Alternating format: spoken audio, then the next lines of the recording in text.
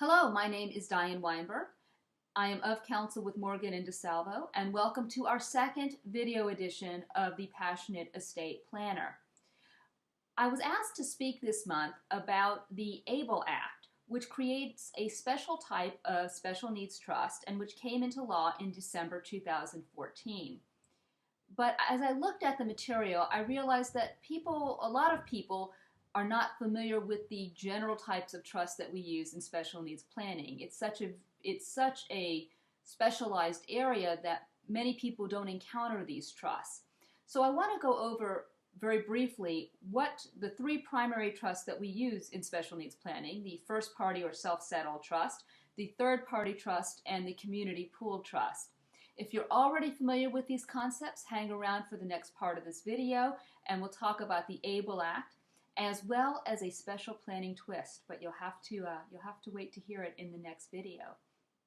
Well, going back to the purpose of this video, it's a primer of special needs trusts. And if you still need some help with the concept of a trust, let me refer you to our website and to the article written by Lorraine DeSalvo on what is a trust. It does a fabulous job explaining the basics of trust.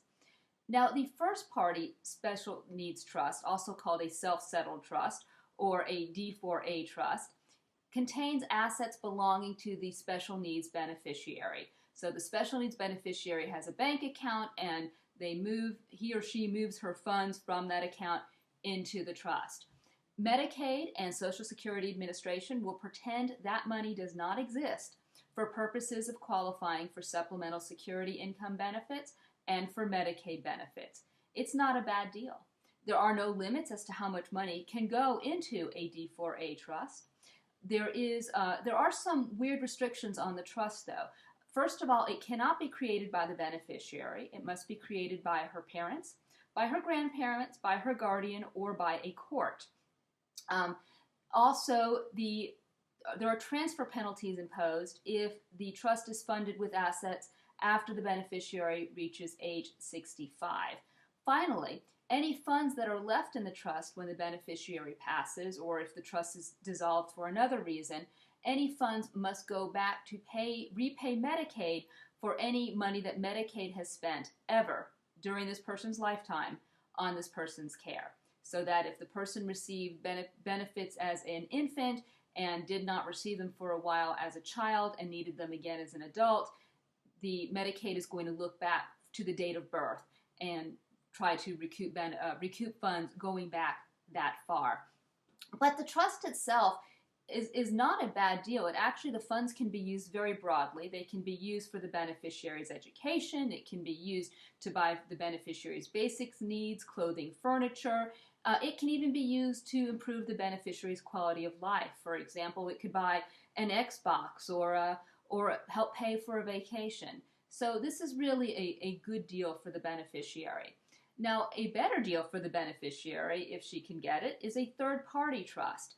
This is money created or given to a trust from a third party. The money never passes through the beneficiary's hands. Because it's never the beneficiary's money, it is not countable for Medicaid purposes or for Social Security purposes. The money, again, can be used as broadly, if not broader, than a first-party trust. There is no age restriction as to the beneficiary's age. It can be created when the beneficiary is 3 or 93. It has no payback provision. So in many respects, this is a more advantageous trust than a D4A trust. And finally, there is the community pooled trust. A community pooled trust is a nonprofit organization that manages multiple special needs trusts. The funds are pooled together for purposes of investment, and then each trust is individually administered. In many respects, it's like a 401k account in its setup. Often these trusts can hold both D4A, the self-settled accounts, and they can hold third-party accounts. The common feature is that the beneficiary is disabled.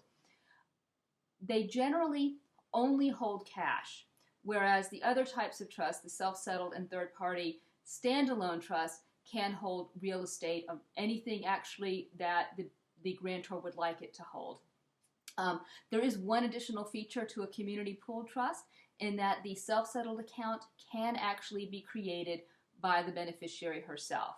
Again, the self-settled trust, the beneficiary cannot create. A self-settled trust account in a community pooled trust, a beneficiary can create. This is some glitch in the federal law that just has not yet been resolved. So now you know the basics of special needs trust planning for a special needs beneficiary.